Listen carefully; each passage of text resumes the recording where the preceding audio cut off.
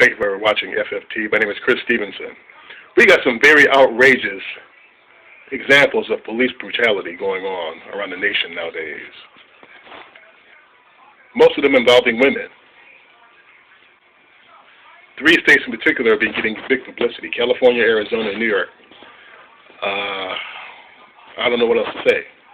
This is bizarre stuff. Like, it's like Twilight Zone treatment we're getting from cops, even above what we usually get from them. The act of beating up women, as in the case of a police officer, a California Highway Patrol officer, on the side of a highway, there's no excuse for that. You see it, it's like he's working out in the gym or something. That's the way he's pummeling her. He's using her literally as a punching bag. Then they have the nerve to protect this guy's identity. What are you afraid of? Obviously, if you know he wasn't guilty, you wouldn't be ashamed to put his name out there. You wouldn't fear putting his name out there. So, these precincts today are just backwards and wrong-headed. There's nothing more you can say about it. Case of the Arizona police officer who tackles a professor, a black female professor. I think she may have been a black studies professor. I'm not sure. Ursula Orr. That's ridiculous. I think he did this on a bet. That's just my speculation. I think he was hanging out with some white boys on a Friday evening in a bar, and they saw her walking by or walking across the street, and he just figures he's going to fuck with her based on one of these white boy bets. You have to know white people the way I do to understand how this sort of thing goes down. They do this all the time, a lot of them. But that's exactly what happens to her. She didn't deserve that. Then they in their feeble minds, they always charge or overcharge the victim, make it look like the cop was assaulted. Come on. I may have been born yesterday, but I stayed up all night. I mean, that's all I got to say. But this officer, Stuart Farron, he needs to go. Hashtag fire Stuart Farron. Hashtag fire Daniel Pantaleo or Pantaleo. Hashtag fire Justin D'Amico. These are officers who involved in the outright murder of Eric Garner. A guy who was reportedly breaking up a fight somewhere in Staten Island or wherever that place was, somewhere around New York City.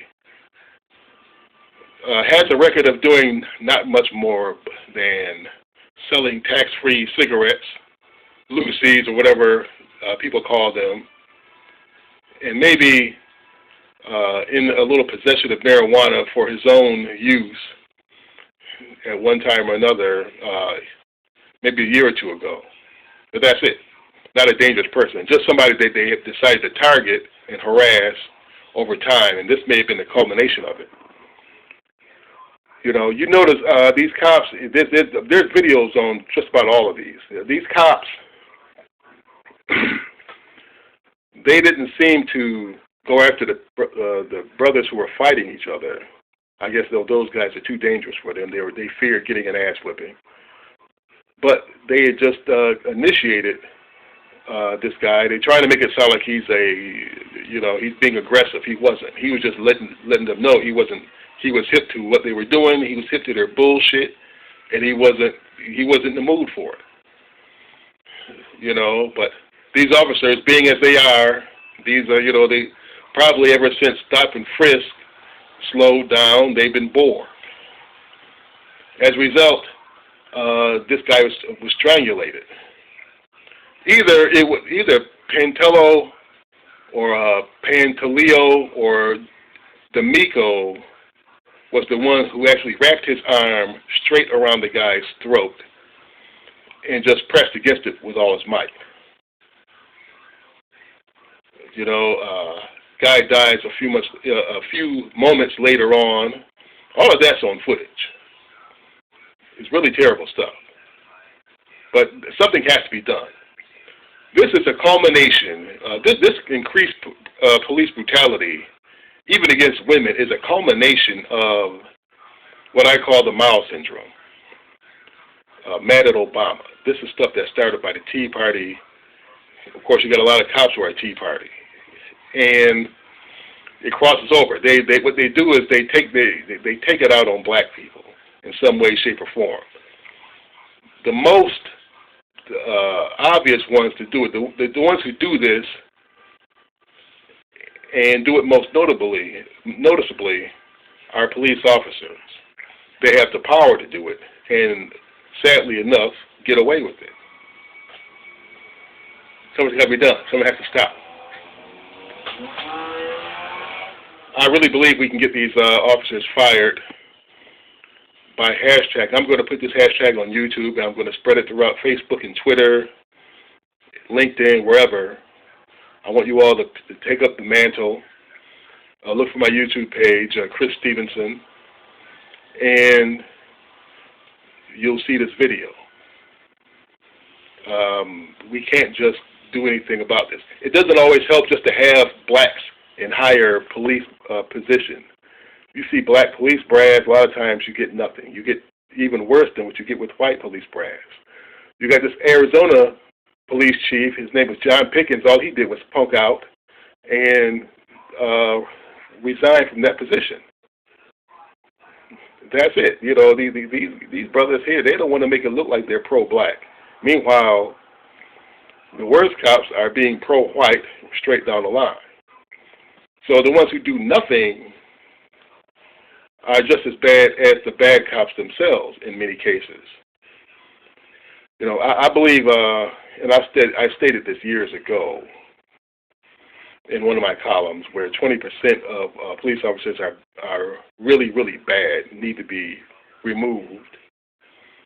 20% are very good. 60% are in the middle, and they're okay, except for the most part, they won't do anything about the 20% that are bad. You see, all of this can change. You can change the culture of a lot of these police precincts in cities and counties across the country. But the good cops have to put their foot down and put pressure on the bad cops. That's how you do it. I've written and covered local and national police brutality for the last 20 years. Believe me, they don't like being written about. They don't like their names mentioned in the paper. That's one reason that this craven coward CHP officer is not having his name mentioned. Families look upon you real funny. It changes things in their family in many cases. That's good. That's good. Unfortunately, a lot of times that's the only reprieve we get. Boneheaded jurors are picked by these ruthless DAs when you put a cop like this on trial, and they just toss their brains out the window and say not guilty, and the officer goes free. Let's not allow this to take place with these officers here that I'm talking about. These 4 officers, you know, 3 plus the unnamed one in California, let's get rid of them. They've got to go. It might seem that I'm being vicious from the standpoint of a lot of cops. No, I'm being nice about this. I'm just calling for their firing. They deserve a lot worse. You know this. We all know they deserve so much worse than that. But, we can do it through the legal remedies and force and put pressure on these precincts,